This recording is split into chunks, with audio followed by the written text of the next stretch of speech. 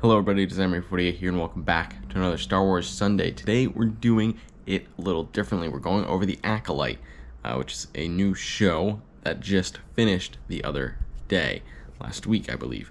This is the first Sunday after the Acolyte finale, and normally when I do shows, I watch all of the shows, write down notes, and then give my full review after. Gonna do it differently this time and go episode by episode, but it's all going to come out as one video. I just want it to be fresh when I'm actually talking about it. There's no reason for me to wait weeks to talk about the first episode. So we have episode 1, Lost/Found. The intro text kind of looks like I could have edited it, honestly. That was a bit strange. It was not the Star Wars normal text. It kind of filled up the whole screen. I don't know, it didn't impress me.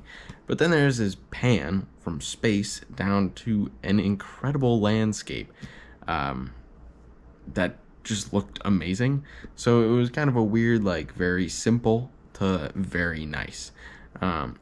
Hogarth is a Jedi. I thought I recognized her. I couldn't place it. I had to look it up. It's Hogarth. I'm not a fan of the funky, slow-mo weirdness that was going on in this first fight. Hope that doesn't continue a whole lot. Or the weird Mike Myers walk that Hogarth was doing. It was like, just get to, you just sprinted and jumped up this, up to the second floor to do some weird slow walk. I don't like that.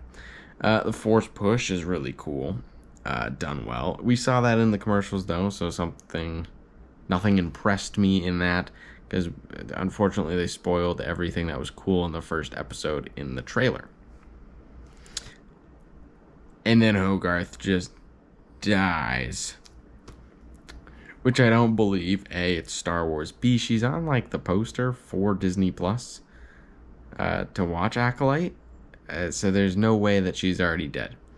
I was not expecting to see Nemoidians and the Trade Federation involved in this, because they were not featured at all in the trailer. But they might also not appear again. But this is when they'd be in power / growing to power. So it makes sense. 2 Jedi visit Osha. She is a former Jedi, and they arrest her. Pretty simple, show's over, right? The Jedi Temple is looking beautiful as always. The girl arrested definitely does not have the Force powers to succeed, which we find out when the rest of the prisoners in the prison transport escape, and she is left on the prison transport to crash land. She must have a twin. Just has to. Her former master, Master Soul, wants to find her. He is certain that 1, she is innocent, and 2, she is alive, that she survived the crash. All the other prisoners have been captured, and that's how they know more for a fact that she's not evil, because she saved one of them and he betrayed her. And all of them were saying that she was the ringleader, when really she was just kind of wrong place, wrong time. She has a dream that she's talking to her twin, which reveals that the twin is indeed alive, her twin, May. The Jedi trio of Soul and his Padawan and Jord. Star Wars always has interesting names. I might have gotten that one wrong. And she reveals to her master that her twin is alive. May is being trained by some dude with some raspy voice and a red lightsaber. But acolytes kill the dream of the Jedi without a weapon. Really cool first episode. Alright, we move on now to episode 2.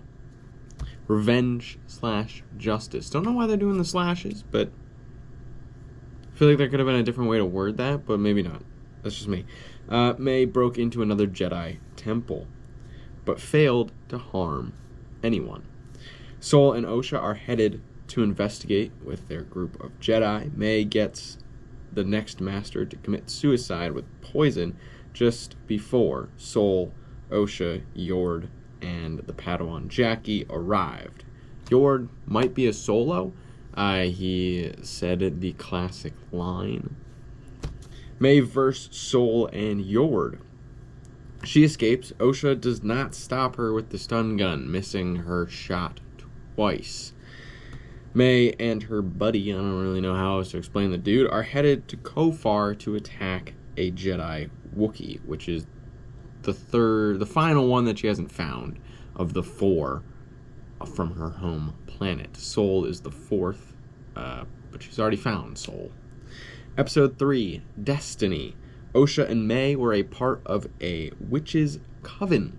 The Jedi visited to ensure the well-being of the children.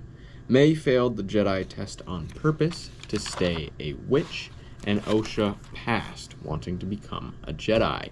May then lights a fire to kill Osha, to stop her from joining the Jedi, which is a rash decision, and ignites the reactor for the Coven's mountain home, killing all in the Coven. The child actress for May was incredible, because she is playing a role with terrifying emotions that a child does not normally hold, and she conveyed them very well. May falls down a big hole, but survives. Soul saves Osha from falling down the same hole. This one hit me in the feels. It was an emotional episode, honestly. For characters that we were only just introduced to, it portrayed emotion very well. Maybe it's because it jumps them back to being children, but it was done very well. Episode 4, Day. May was going to turn herself into the Jedi now that Osha is alive. May's master killed the Wookiee Jedi. May arrived to the Wookiee's house just before the Jedi group. May's master shows himself to the Jedi still in mask.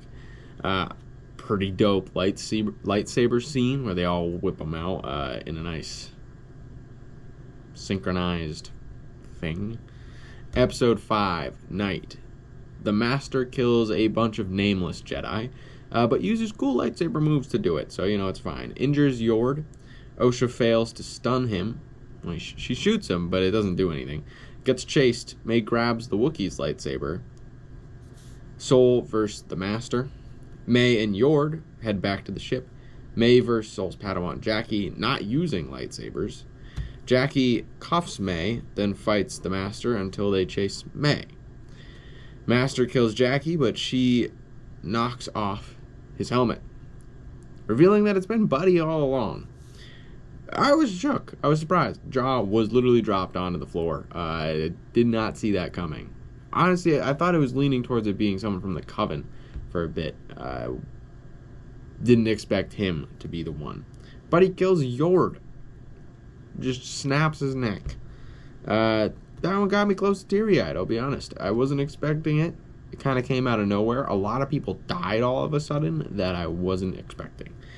Osha stuns May, who has not been fighting either side for a while. She's just been kind of running away, not helping the Jedi stop her master, not helping her not going back to help her master. It was kind of weird.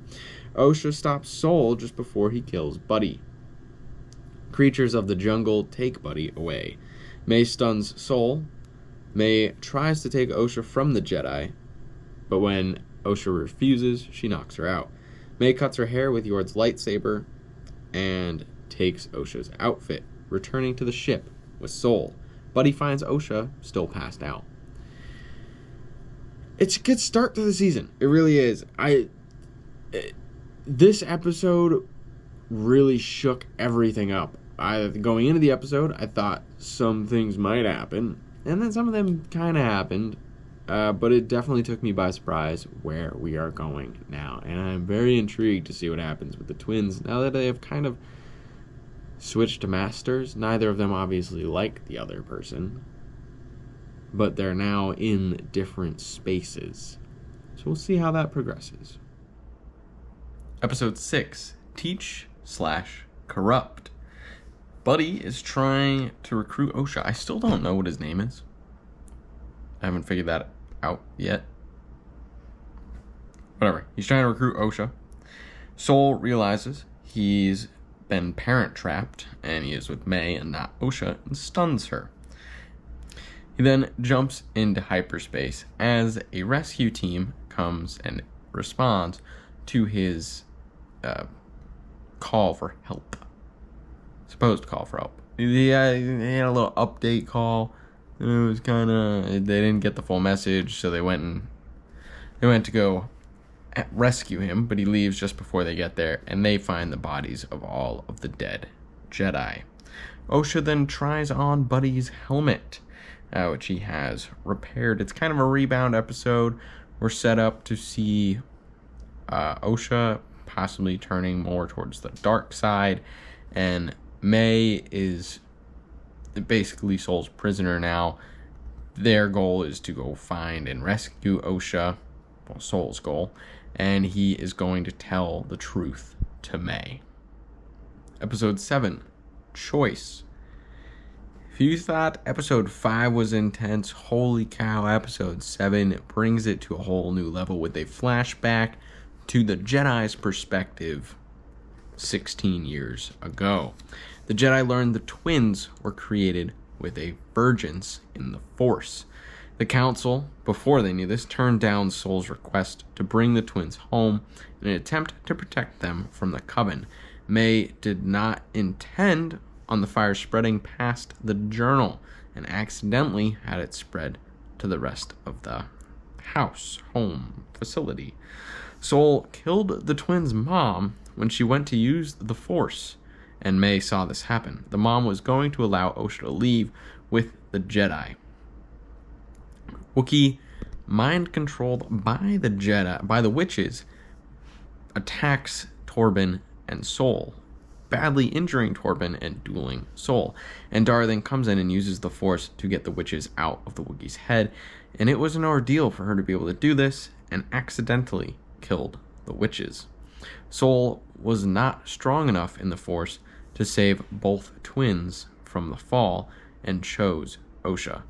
And Dara then came up with the lie they would tell the Jedi Council and Osha.